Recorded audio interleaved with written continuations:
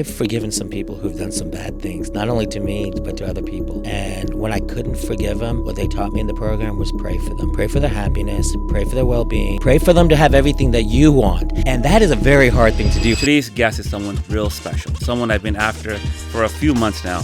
My boy, Rajan Joshi. Someone you go, desde el uno me sigue el Look at me, habibi. Dubai Jeep, let's get it. Look at me, habibi. Dubai Jeep, let's get it. Bags, expensive. Don't touch me. Back it up, back it up, back it up, back it up. Nah, I have to back it up, back it up, back it up, back it up.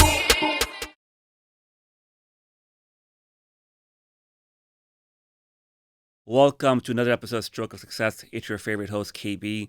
Today's guest is someone real special, someone I've been after for a few months now. Let me tell you a backstory. This gentleman came across my social media feed through a common friend named Sanjay Sarivanshan, who I interviewed a few months ago, who's my big brother. I love him to death. Sanjay, if you're watching this, I love you.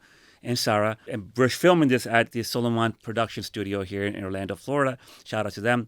With that being said, this gentleman, I went on his social media, and wow, the suits, the lifestyle, and the most important thing, the fitness aspect. I'm a person who had a lot of ups and downs in my health, and I know the importance of fitness. Another thing that got to me about this gentleman crossed me, he's in recovery from addiction. So for me, my recovery from my stroke is a story that I can share with someone. And so I thought, who else better to bring on the podcast and introduce to the world my boy, Rajan Joshi. Thank Welcome. you. Thank you. Thank you for having me. Thank you for coming. It's been a minute. It has. We've been going back and forth trying to schedule this. Absolutely. I'm honored to be here. You're busy. You're in demand. Before we move forward, yes, shout out to Sanjay and shout out to Yasser Sheikh, a mutual friend of ours, good friend. Great guys. I mean, just two guys who I had the utmost respect for, people who I've known for a long time, and I call them my brothers. 100%. Me too.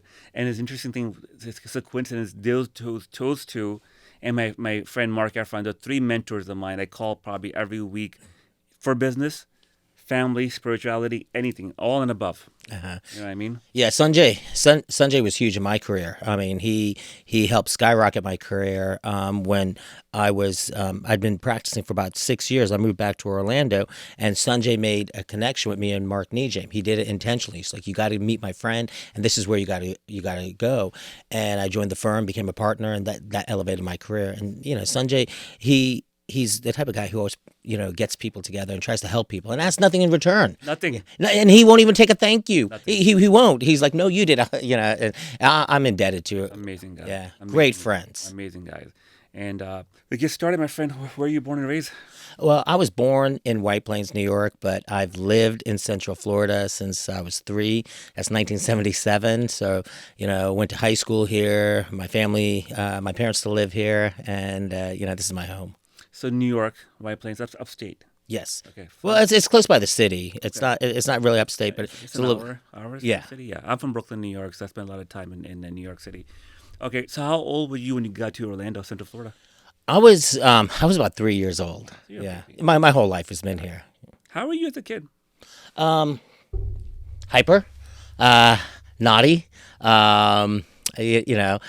just all over the place. That's funny. Good student. No, I wasn't. Horrible. I was actually a very bad student, and that's part of my story. Sanjay will tell you this about me. Is I barely graduated from high school. Yeah, I mean I was like C's, D's, and maybe a B here and there, but I wasn't a good student, and it's because I really didn't have confidence in myself that I was intelligent. And so I didn't try. And I had some good friends who were on their way to med school, who were, really doing well. And, one of them in particular, he really, mentored me and told me, you got to get your act together. You got to start studying and start taking this serious. And when I saw he believed in me, that's when I changed. And then I went to college, got, A's, then went on to law school, did very well, and was top in Florida in the bar exam. So, it just trying and believing in myself made such a difference. But what really made a difference was having good friends, great friends. What part of India are your parents from? Punjab. Okay, so Sanjay is from South. You're from the northern part, I guess. Yeah. There's not many Indian students that do bad in school. You're like a rare, right? Like I was a rare one, and my brothers and sisters were all doing well. I didn't take it serious at the time.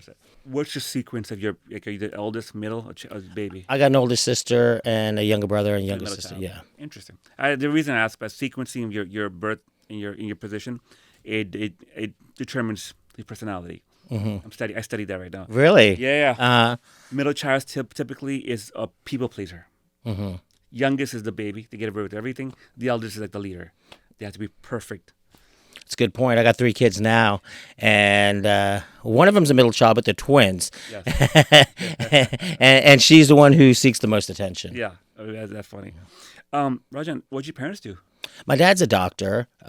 He practiced for 40 years. My mom was a mom. You know, she had a few businesses here and there, but for the most part, she just took care of the family.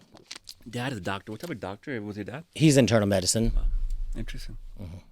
Like most Indians are, doctors, engineers. Doctors, yeah, engineers, and now lawyers are starting to get into there. Yeah, businessmen. So, did you party in high school? I did. I partied in high school. I drank. Did experiment a little bit with drugs, particularly weed. But for the most part, in high school, I was really into working out. I was, working at a gym and, really into bodybuilding. But I did party, I mainly on the weekends with my friends. I'm assuming you're younger than me. What high school what year did you graduate? 92. Wow, you look good, man. Oh, thank you. I'm 50. Wow, I'm 42, man. You look good. Oh, you thought I was younger than you? I thought you were my age, even maybe. Oh, wow, you are so kind. You look good. I like you. Thank you. So back then, I think marijuana was a big thing in schools. Yeah, marijuana was a big thing. My first love was with drinking. Alcohol. And I didn't drink that often, but in high school, when I drank, I was the guy who drank a lot. And I was the guy who would be a little bit more of the party animal. There was any issues popping up in high school? Any signs? Yeah, there were signs. I had a few signs.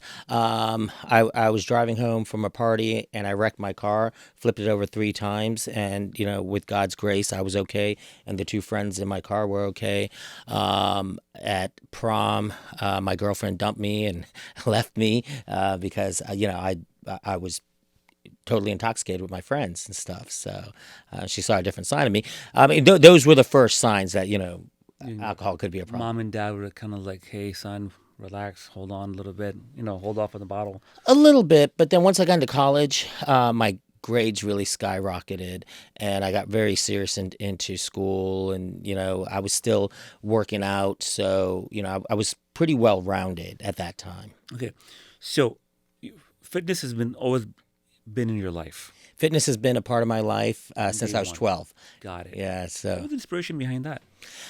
Well, I used to watch like movies like Rambo, Schwarzenegger and Van Damme, and it was just that was my image of what a guy was like. And I grew up. I was a very chubby kid. I used to eat a lot. I used to eat a lot of hamburgers and McDonald's. And as soon as I turned 12, I just started doing pull-ups and push-ups, and changed my eating habits, and I lost all the weight, and I started enjoying that lifestyle. It just comes so naturally for me. I chase it. That's interesting. Okay, so you're in fitness, college. You're working hard. I can tell your brain processes stuff really fast.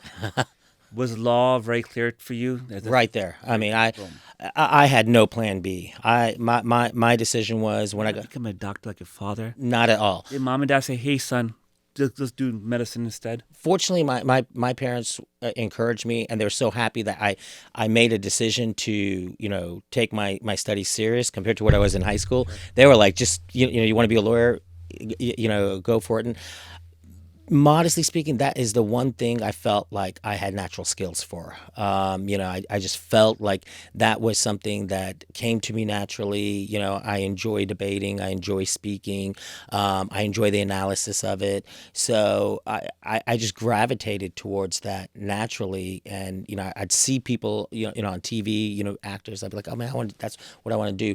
I saw the medicine aspect of it that my dad did, and a lot of my friends were going to, and I know it's a very lucrative area, but it just wasn't for me, and I just didn't feel like that would be my fit. Were you a ladies' man? Not in high school. I was a big bulky dude. In college, I started really working out and getting myself really cut, so that naturally that attracts a different attention. So. What college undergrad you go to? I went to a few. I went to St. Leo College at first with Sanjay. Sanjay and I went there together. We used to drive home every weekend together. Then I went to FIU over in Miami, and then I finally graduated at UCF.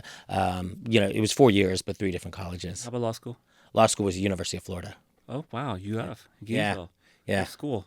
It's a good school. I went there for law school. I didn't go to a football game. I was just there to study. And So the addiction wasn't poking at you? And What's that? The addiction? the addiction started poking at me.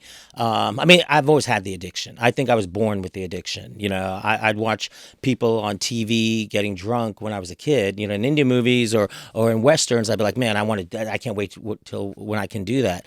The addiction got worse when I got into college and I joined a fraternity. I was drinking a lot, and then it started becoming a daily habit. I drink a few beers every night, then a few beers turned into 6, and then even throughout my career, as my career started skyrocketing, I'd still come home every day, and I'd feel like I justified it. I worked hard. Why not have a few drinks and stuff like that? Okay, so the disease was always there, as they say. But like I told you before we started this interview, we're sharing some backstories. I'm familiar with the world of addiction. Mm-hmm. It's based on my knowledge, the information I got. It's a disease, right? It is. Some people have it, some Yeah. don't. Yeah. Some people could drink a lot of alcohol and they could walk away and not drink for 6 months. Yeah. Right. Yeah. And those are the others that they start one night and they black out, and that's the way that story goes. The disease was with you through college, law school. You entered the professional world as a lawyer, young Rajan Joshi, lawyer, hotshot. That disease is still going with you. Disease was there. My career really skyrocketed. Money started coming. Money started coming. Fame comes Fame in. came with it. I had Accolades. I had the accolades. I had the money, the fame. The dream job. But I couldn't escape. This demon I had. I couldn't escape. The fact that I would. When the lights were off, I would go and drink, and started affecting my health. It started just affecting my self-esteem, and I wanted to quit, but I couldn't. And I'm a very disciplined person. I'm one of the, modestly speaking, I'm one of the most disciplined people I am. The reason why I went from C's to A's is because I'd make a routine. I'm going to study 3 hours a day, and I would do that no matter what. If I say I'm not going to eat certain foods, I will not eat those foods. away. Yeah, workout. I can go to the gym at 3 a.m, but my discipline could not stop me from drinking. It couldn't. My discipline was futile against the disease of addiction. So I had to, seek help. And I had to ask for help, and I had to find that courage and that strength to go to somebody and say, I got a problem. And at that time, I was, I'd been practicing by that time by 16 years.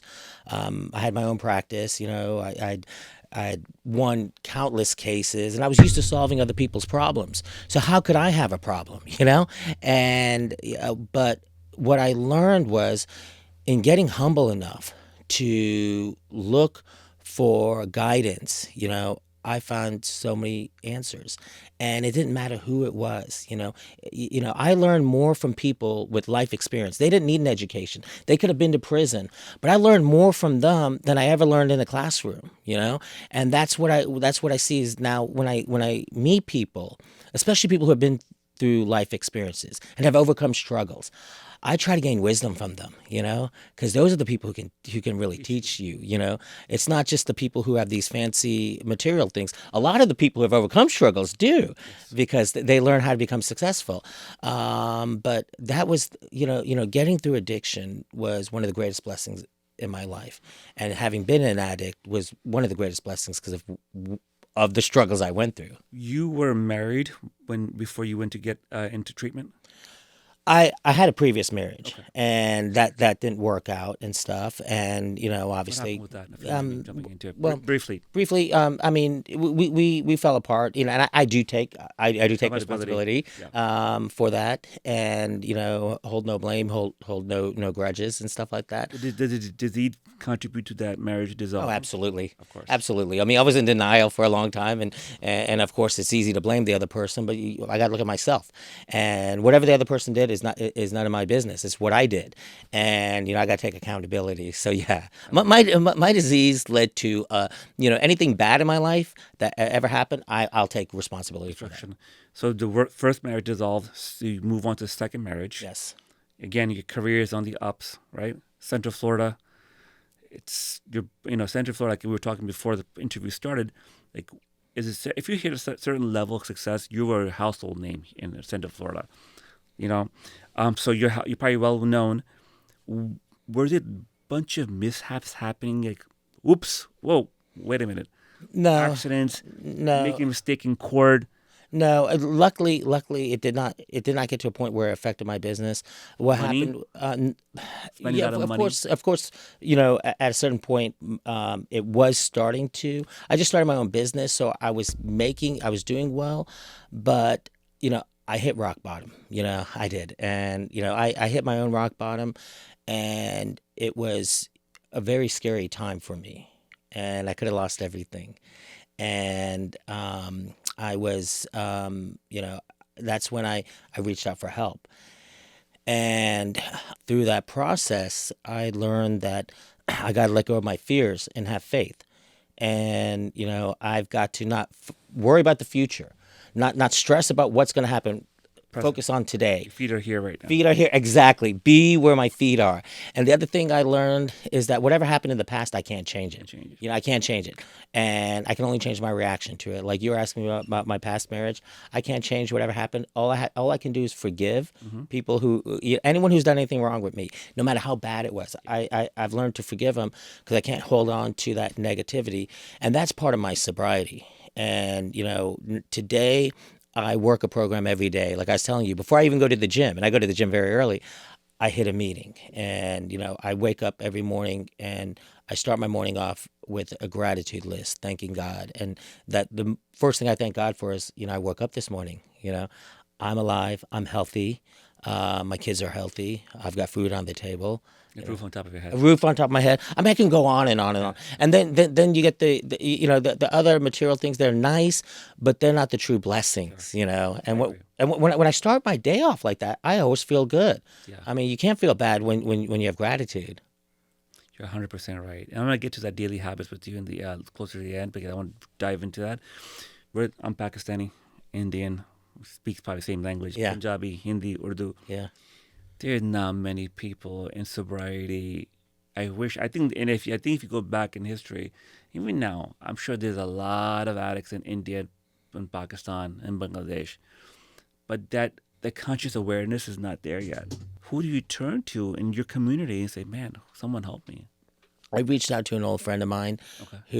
this is what we're talking about. You have some good friends. Yes. I mean, I have some, I am blessed with some of the best friends ever. I don't know what I did to deserve this, but I reached out to a friend of mine and I was in some trouble, and he was an attorney, who had overcome addiction. And, he drove up the next day without me knowing. And, he took me to rehab. And I checked myself into a 30-day program. Inpatient. And, I was around all kinds of people and stuff. And that's when I learned how to listen to understand instead of listening to respond. As a lawyer, I'm always listening to what the other person's saying because I'm going to respond. But when I learned to be humble and listen to understand and listen to learn, oh my God, that opened up so much for me. And, that's where I gained wisdom. That's insane. Was treatment was the center here? It was in West Palm Beach. So my friend drove up from West Palm Beach, took me. I didn't even know he was coming. I mean, to go to a treatment center, and most people don't know how they are. Like I said, my friend owns a few of them, so I visited to help my other friend to get treatment. So I saw firsthand. Shout out to Mark Erfron, Legacy's treatment center. But how was that for you? Like, where am I going? Who am I going to sleep by myself? How's the bathroom going to be? Like, these thoughts come into your head? When I got there, I said, I'm going to do whatever it takes. Whatever. I don't care whatever it takes. I'm going to check whoever I am in the outside world, I'm going to check it at the door. And I'm going to go in and just be another person. So it didn't matter if the person next to me had been to federal prison for 8 years, and there were people like that, or this person didn't have an education, or this person was another lawyer. When I went there, I was equal. And that was the best thing I ever did, because I listened to people's stories to relate instead of comparing and say, "Oh, I'm different than them." I'm a lawyer. Fair. Yeah, I'm this, I'm that. GD. Yeah, Right. none of that. None of Out the door. It's out the door. And I went there and I humbled myself, and I can't be more thankful that God humbled me because of the lessons that came with it and stuff. So that was one of the greatest experiences of my life. How long spend? 30 days? No, I spent 30 days. Yeah. And after that, you probably had to do Afterwards, I was all in. You were all I in. went 90. I went to a meeting every day. I still go to a meeting every day. I got a sponsor. I worked those 12 steps. I love them. That's people like, you're so positive. You're so you're filled with energy. It's because I worked the 12 steps. I got rid of all this stuff inside of me that I was carrying. It's like I'm carrying all these bags, and when I let them go, oh my God, I'm relaxed. Yeah. I was there with my friend when he was doing them. I think the third step where you write down if you had a conflict with someone. That's the fourth. Fourth and then fifth. You talk about it. I'll say, well, what did Rajan do? Then what did I do? Yes, Right? yes, that is the whole thing. You write down your resentments that you have towards somebody and how it made you feel and how it affected you. But then you have to look at yourself. Where did I play a part in it? Because in almost every conflict, we're usually a part of it in about most conflicts. And when I looked at my own part, it was easy to forgive. And that's the part we have to do, is let go of those resentments. And I post about that a lot. I talk about that, letting go of those resentments, because holding on to anger drains us of energy. It drains us of positivity. We can't be productive if we're holding on to, we're angry at somebody, we're thinking about them. 100%. And they're having power over us. It's that analogy. It's resentment is like this. I'm drinking poison, hoping you to die. Yes. And when I heard that, I was just floored, because that's so powerful. And I try to teach this to people. I'm 42. And I have my own journey with my past. My parents got divorced, stroke. My mom died of cancer, young age. Lots of ups and downs. But it took some time to understand. I read the other day that you cannot always forgive people. Try. Do you believe in that? I've forgiven some people who've done some bad things, not only to me, but to other people who I love. And when I couldn't forgive them, what they taught me in the program was pray for them. Pray for their happiness. Pray for their well-being. Pray for them to have everything that you want. And that is a very hard thing to do. For years, I just wanted to put the person in a leg lock and break their ankle. And all of a sudden now I'm praying for them. I'm praying for their happiness. But it worked because I don't hold on to that anger. I don't think about them. They're not taking up space in my head. I'm not dwelling and thinking, oh, I want to punch them. I think about it. I can't change the past. I can only change my reaction. I got to look at where I am today and move forward. So I think Forgiveness is a process. I mean, it says it in almost every religion, and also God forgives us. And so I think forgiveness is a huge thing for me. Now, it doesn't mean I have to be friends with them. No. I can forgive somebody and set boundaries, and I will set whatever healthy boundaries it is. If the healthy boundary is I never talk to them again, I never talk to them. It's not out of punishment. It's not to punish the person, because that's using my ego, and I let go of the ego. I just do whatever gives me peace. I will do. I've forgiven people, and I'm best friends with them now. Ego, not your amigo. Yes, ego is not. There's a difference between ego and self-confidence. I've found. An ego is trying to overcome inferiorities. Self-confidence is really feeling that genuine credibility with yourself. And I found things that work to build that. How long total time of sobriety? 8.5 years. Almost 8.5 years. My sobriety date is June 7th, 2016. Congratulations, man. Thank you. So proud of you. Thank you so much. That's just because a person who never dealt with addiction or never lost someone to addiction don't know how serious it is. It's addiction is just a horrible existence. It really is. It's like it's not even living. And I see people who I know who are in addiction, and it breaks my heart.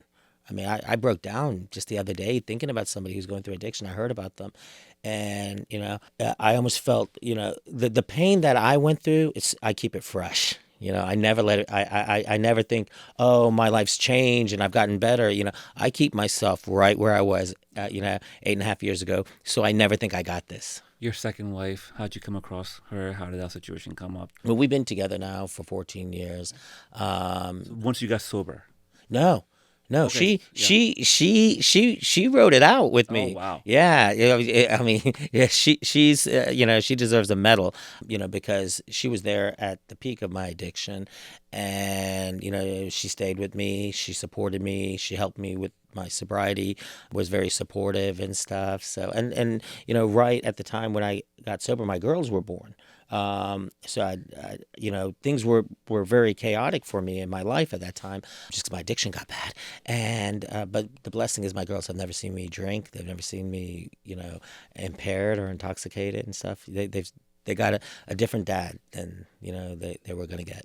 That's amazing. Thank you. You worked with another lawyer before. Well, now with the addiction topic, we're over that. Let's go into your career, your business, the law, the top lawyer, top G lawyer you are. Thank you.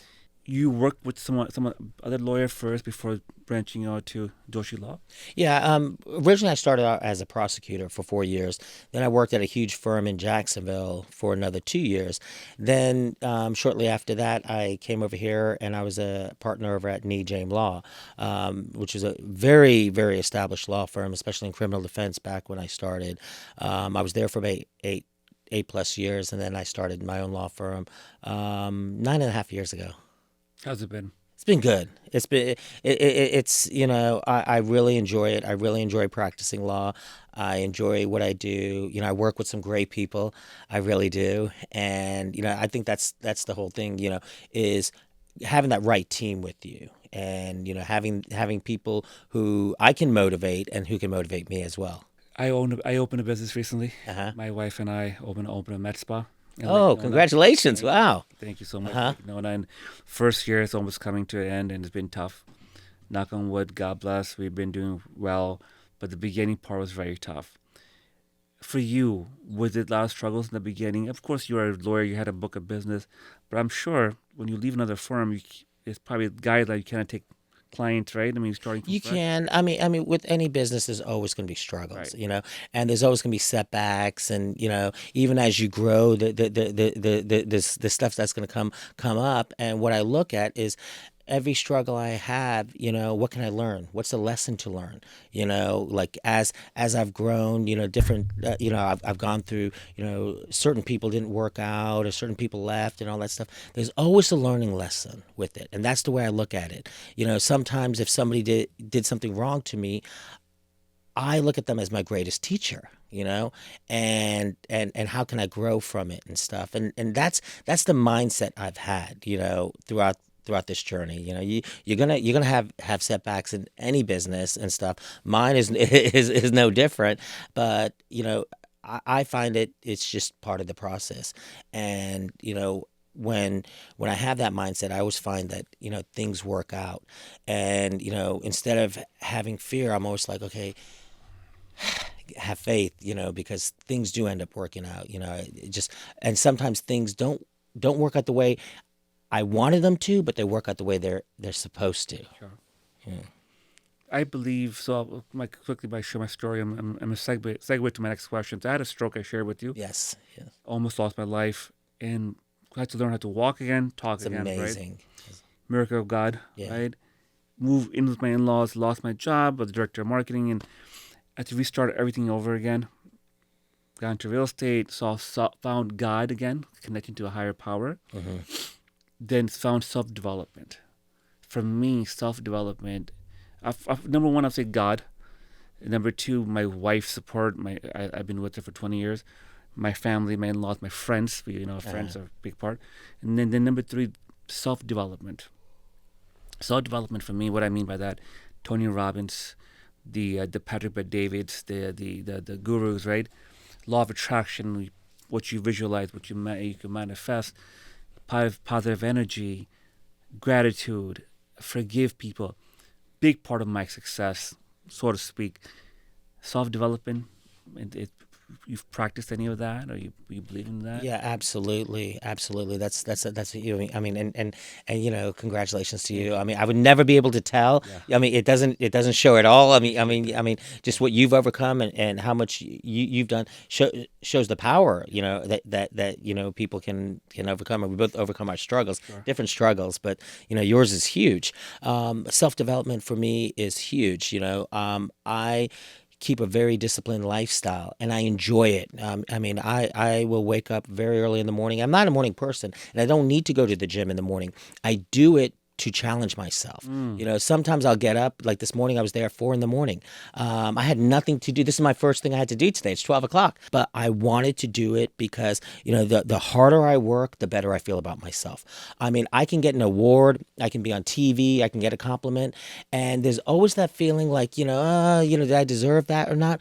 But when I have credibility with myself, when I say I'm going to do something and I do it and I do it consistently, I start feeling good about myself. That's where my confidence comes in. If I say I'm going to eat healthy, I'm going to eat healthy. If I say I'm going to go to the gym and I'm going to work out for an hour at 4 a.m, I'm going to do it. Then come home, do cardio, and then go to work and set goals for myself. If I constantly set goals for myself, that makes me feel good about myself. And then, then everything else, the gratitude, I start out my day with a gratitude list. God is a huge part. I believe in faith. Anytime I have fear, I turn to faith because I can't have fear and faith at the same time. And there's a lot of times I'm in a situation, I'm thrown into something, and I'm like, oh my God, I'm thrown into it. This is very stressful. I say, okay, Step back. Yeah, Faith over fear. I've been through a lot in my life, and it's always turned out okay when I trusted God. So then I let go of all that anxiety, and then I'm calm and I can find the answers because I trust God and stuff. So there's so much. I could talk about this all day. With interesting self-development, your fitness has been a big thing for you. Your friends have been a big thing for you. Let's go into the law career. You're a big-time lawyer. Oh, thank you. I've looked into you. I did. My team did research into you. You have some big profile cases. How often do those come across, those big ones where, wow, this is going to get some eyeballs. I have to make sure we give this 200%.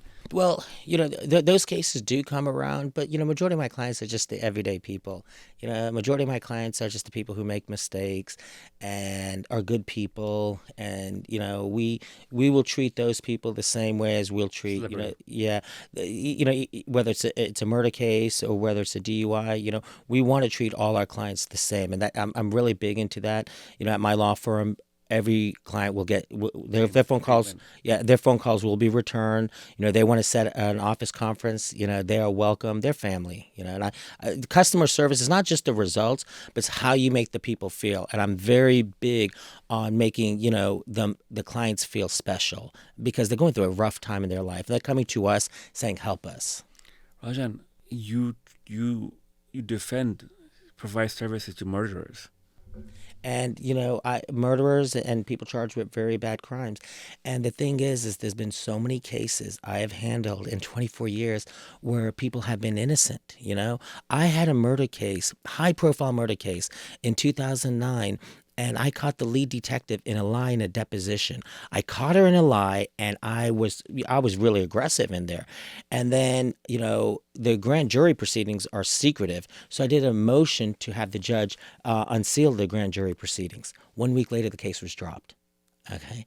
So she had lied there. I knew she had lied in the grand jury proceedings. I was going after her. For some miraculous reason, my client, his case was dropped. I've had a lot of cases where, people are accused, police jump to conclusions. And, if the person doesn't have the right lawyer who's going to dot their I's, cross their T's, find these mistakes. Those people can go to prison for a very long time. Yeah, they do. Many of them do. Yeah, and the thing is that I look at myself as I'm the check on the government. I'm the check on the police. The only check on the police is the criminal defense attorney. And if the police are going to step out of bounds, then I'm going to call them out. And that keeps everyone safe.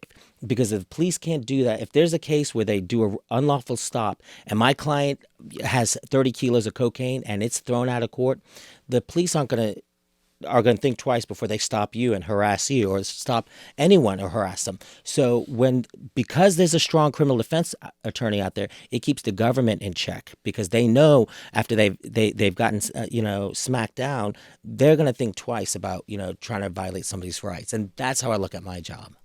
Wow. I mean, I can keep going. This is I love this topic. Murderers. I mean, some of them probably did do it. Yes. Right? Yes. Drug cases. Like you say, you find someone get pulled over and they had a lot of cocaine in the back of the trunk. They call you. Yeah. Do you get excited and like this is?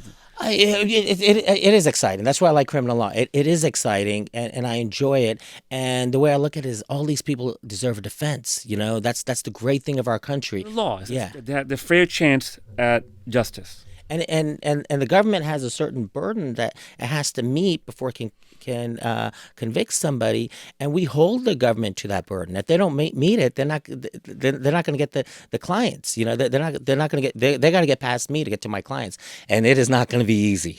Share a scenario. One major murder, drugs, rape, pedophile.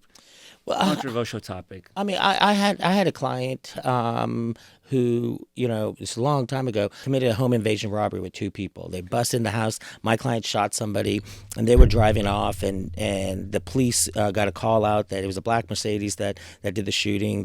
They see the black Mercedes, pull everyone over, find all the stolen items, find the gun. The other two people pointed at my client saying he's the shooter. My client's looking at 25 to life. The other two co-defendants cut deals and agreed to go to prison and testify against my client. I barely had any defense, but I wasn't going to let my client go.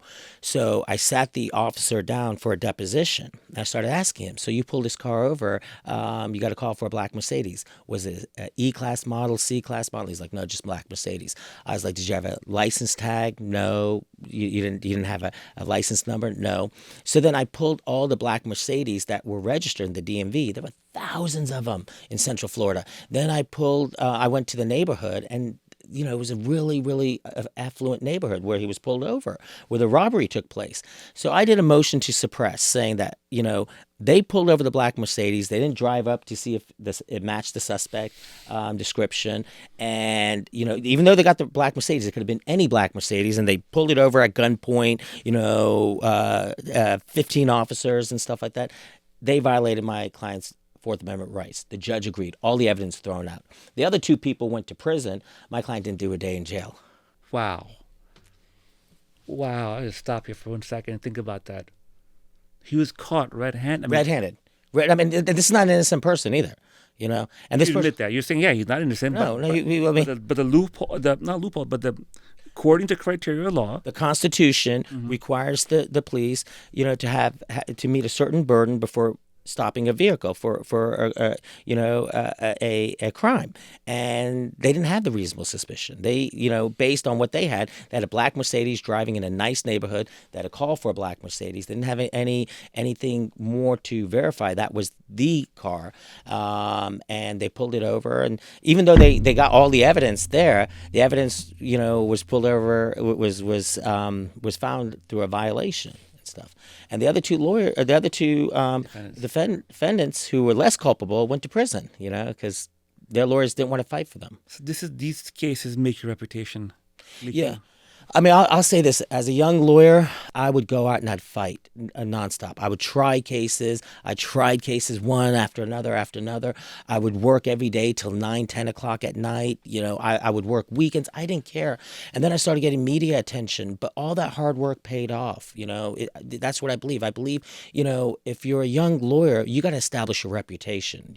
I see people right now, they haven't even started a legal career. They're like, I want work-life balance. Yes, I love that. Work-life balance was not even a thought in my mind when I started. I wanted to build a reputation. I wanted to be the top attorney, and I didn't care what it took, how hard I had to work.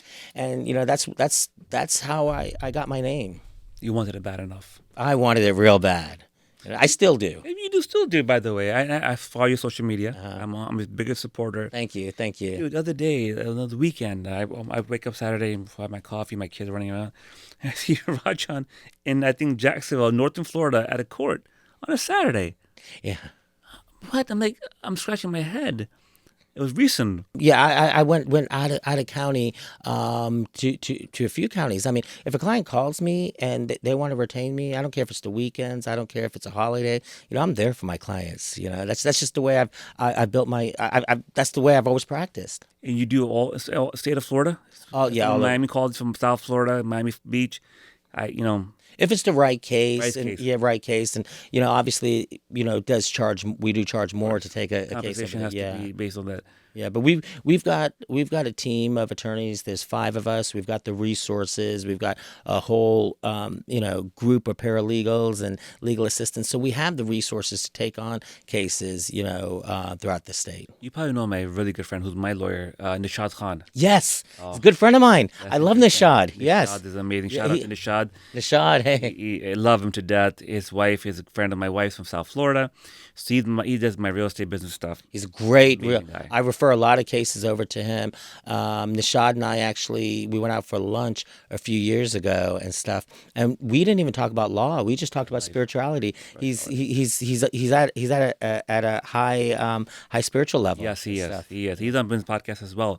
We should do lunch one day. We should. Yeah, we have so many. Yeah. So Nishad's also always working around. He's always traveling for work. And I talk to him quite often, like, how do you manage that with his family, right? And then he goes, it's a process. Back from the Nishad comment, back to your team, you're one lawyer. How much can you work by yourself to earn revenue? So you have to hire multiple lawyers. You scaled. Your team of 5 lawyers plus you? There's 5, including me. Okay. What's your criteria? Because you have a brand. You're like a restaurant. You're like a restaurant, like a Four Seasons. When people open the door, they're gonna have that smell, that service. When they're gonna call Joshi Law Firm, and I'm thinking that I know this guy Rajan Joshi. He's amazing. I expect the same service from your lawyers. Yeah, and how do you do that? Well, one thing is I've got some very, very, very talented lawyers. I mean, some of the lawyers have been practicing almost as long as I have. One of them is board certified by the Florida Bar. Former federal defender. She was top 5 in the bar exam. That's how her and I met. We graded the bar exam together. Just a brilliant lawyer. Another one was the chief assistant of the state attorney's office. That means under the elected state attorney, she ran the office, and her and I battled, and she was just a ruthless adversary, and I respected her so much. And then when I look for attorneys, I look for people who are hardworking, dedicated, have that drive, and then at the same time, have compassion. And at my firm, you'll see that there's no drama. Yeah, and there's no egos or no personalities. We all get along. It's a place where I want everyone to enjoy their work, and we all have one common goal: to do what's in the best interest of the clients. and also build a law firm together and stuff. And Keep the lights on. yeah, and to come to work and to work with people I enjoy seeing is just a pleasure. That's the best part about being an entrepreneur. The best part about being an entrepreneur is you get to decide who you get to work with. You don't have to work with somebody who's toxic or negative or anything like that, and you get to pick the people you want to work with. That's the thing I love the most about have my own business. Yeah, I agree with you, especially once you're up and running, like your household name now. You can choose and be picky, right? And have standards. Yes. Right. Yes. Yeah, I mean that's one thing I do have standards, high standards. Core values of the business, the vision, the mission statement. All these things come along. Yeah, I mean it's really important to me that clients are happy with their attorneys, not just the results, but their phone calls are returned. They can see their attorneys when they want to. There's no egos or anything like that, and that makes me happy. That's the way I've always practiced law. I've never gotten too big to a point where my assistant has to call back my clients. My clients have my cell number, and they text me. They're going to get a response like that. I built my reputation on that, on responding. Somebody responds to me. You can see on social media. Anyone text me, I respond Me like too. that, Oh, and right. and I feel DM good. and text both. Yes, You're yes, fast. I can tell. Yeah, exactly. You're very fast and you're very proper about it. We covered the addiction. We covered the first divorce, second marriage. God bless you. 3 beautiful kids, twin daughters. We have that in Yes. common. I don't have twins. I have what they call Irish twins, Mm-hmm. like 18 months apart. So your son, handsome son, very talented. Thank you. Future looks bright. Amazing law firm. Want to jump into your personal stuff, man? Your suits, your attire, dude. Like you remind me like a little. You saw the show called Entourage. Uh-huh. Ari Gold, the suits. He's their agent. Remind me of you a little bit. Well dressed. Tell me about that. Like you take pride in the way you hold yourself. Thank you. I appreciate that. I give a lot of credit to my wife. Okay. Yeah, she is. Stylist of She's she puts those finishing touches on it and stuff like that. So, So you're a suit guy? huh? You like suits? When it's work, normally if you see me out, I'm wearing a tank top and Really? gym shorts. Yeah, if you see me going getting groceries or something like that, I'm total chill and stuff. So are you into shopping? Are you a guy who likes to buy shoes for himself, watches? No. You're not. I would think you not are. at all. Not at all. I'm total opposite. It's- Interesting. Yeah. I love it. My wife will make fun of me. Like my husband buys more shoes than I do. I have a collection of Jordans. I love suits. I don't get to wear them as much as you do. I My would love wife to. gets all that, Wow. and I probably have so many shoes and suits I don't even touch and stuff like that. I just wear what's comfortable and stuff. I mean, I'm normally a t-shirt. And, That's funny. Yeah. Your wife, talk to my wife. Give her some lessons. Okay, cars, toys. Like watches? I Our boy Sanjay, he's a watch guy. he is. He's huge watch guy. Yeah, he's gonna hook me with a Rolex connection soon. He told me. Not a watch guy. Not a watch guy. I mean, I have a Bentley. Okay. But I mean, What's your advice, man? What do you spend your money on? What do you enjoy? I mean, I like cars. Cars. Cars, definitely. toys. Yeah. I see How about that. you? I'm not a big car guy. I like watches. Mm-hmm. I like vacations. I like vacations too. With my family. Vacations and just going out to eat. I love Me too. I love going out to like nice restaurants, getting a nice steak. What And do you eat, bro? You probably eat salmon. no, I'll eat steak. And broccoli. Yeah, I will eat asparagus and broccly. You would. I Yeah. know you. I would, but I'll eat a nice steak, a would. nice huge. Pasta. No, I don't. I'm even strict when I go on restaurants. Really? Yeah. Interesting. Yeah. I mean, but Orlando's got some really nice restaurants They over gain, here. they gain much more. Mm-hmm. Back to the car thing. I like cars for branding. I mean, I'm not a big guy, but I believe, and some say it's very negative. Like I believe a nice watch can open up a conversation. I've heard that. I've Right? heard that a lot. Yeah. Even a car, right? A car can, hey, you pull up somewhere, and not to be like superficial, but like attracts like. I'm gonna wrap it up here quickly in 2 seconds. So a car, Some of the nice cars you had going to share in the past? Or what? Right now I drive a Ferrari California Turbo. I do have a Porsche as well.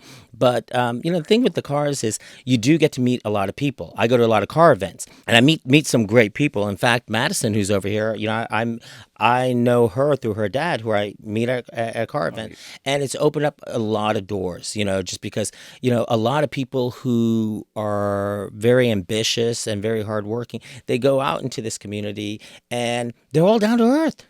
I mean, it's not like just because they enjoy nice cars doesn't mean that they're at all materialistic and stuff like that. And a lot of the thing I like about it is we do a lot of charity work. We do a lot of things for kids, for hospitals and stuff. I mean, a lot of these guys take their cars on rallies and go to hospitals to see kids who are have cancer and stuff like that. Let them sit in their cars. I don't go on that because those rallies, they drive too fast. You know, Miami is very dangerous.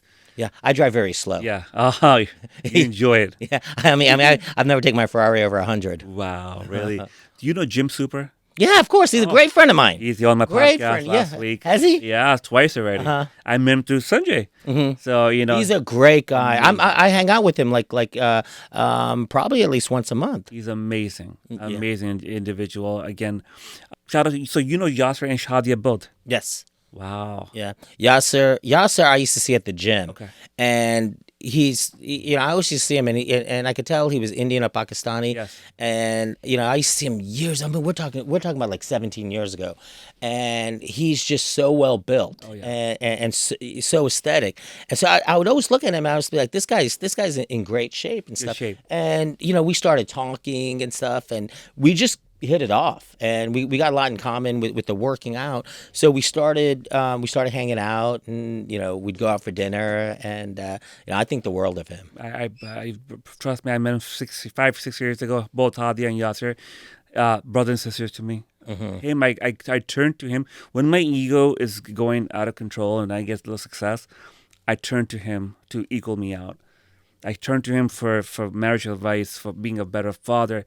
That guy hits all the points: family, faith, finance, fitness. Like I look at him, and these are the 4 F's of life that I'm learning, and he hits all 4 of those.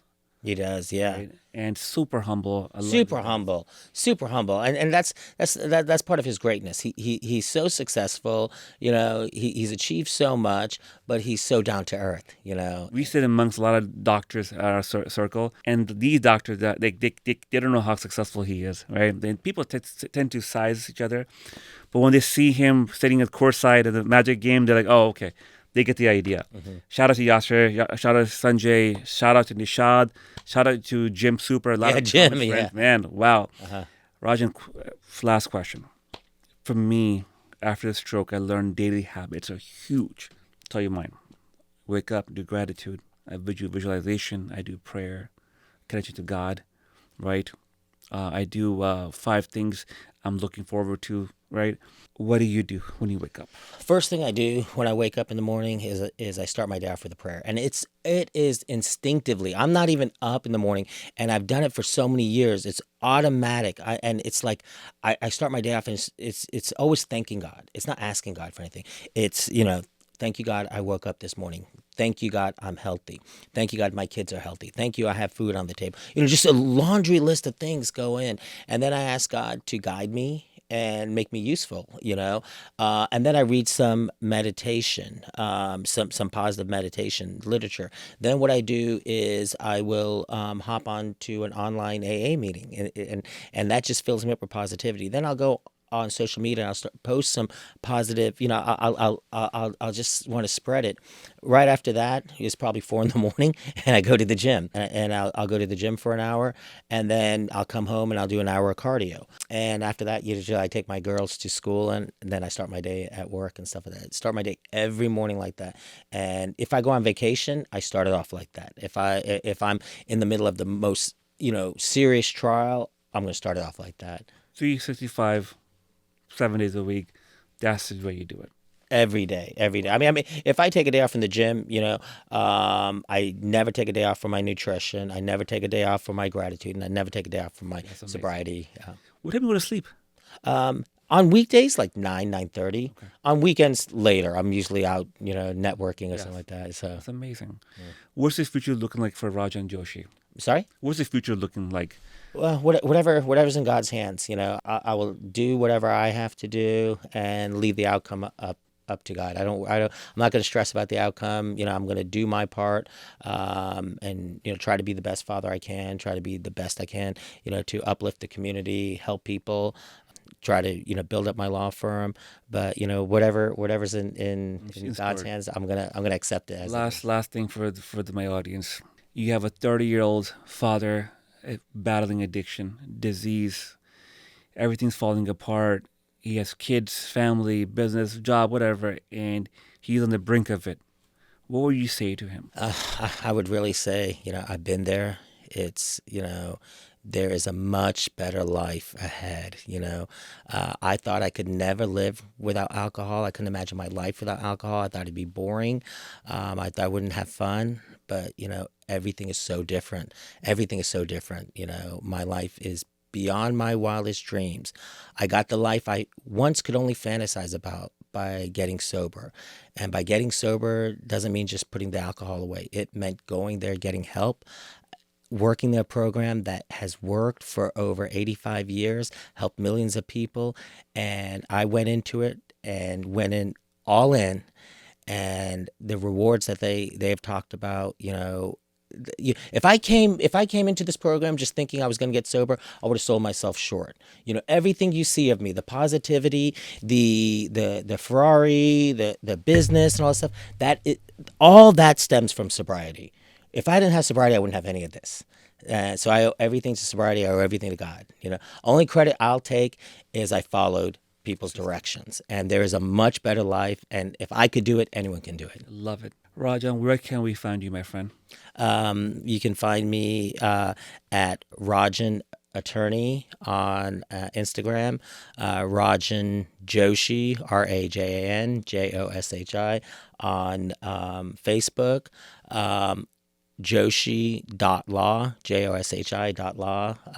That's my website, and 476611109. What type of, if you're in trouble for any criminal? Any criminal cases, from any, DUIs, first degree murder, federal cases, white collar cases, sex cases, drug cases, anything, FBI, anything. We do Federal level too. federal. One of my attorneys was 9 years at the Federal Defender's Office. She's probably one of the best federal attorneys in the state. Guys, you heard it from the man himself. This person, first time meeting him, but he's been an inspiration in my life. You impacted my life in the short time we know each other. I want to appreciate you for doing that. I pray for you every night. Thank you. Keep. You really inspire me. I'm so glad we met. Your story is just, it's unbelievable. It's those stories that you hear about, and you get to meet somebody who's overcome that. That's amazing. Thank you, Rajan. Thank you for jumping on, man. We'll see you soon. Thank you so much. Thank you.